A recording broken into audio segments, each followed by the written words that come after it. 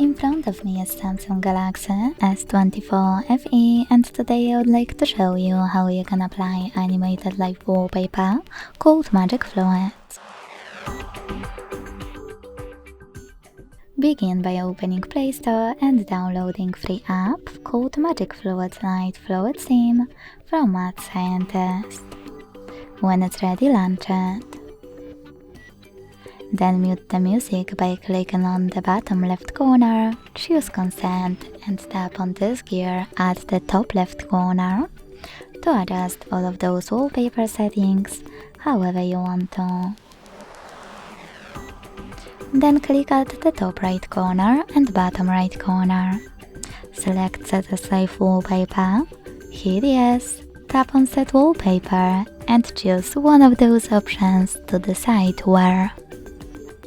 Now go back. As you can see, after that, my wallpaper was successfully applied.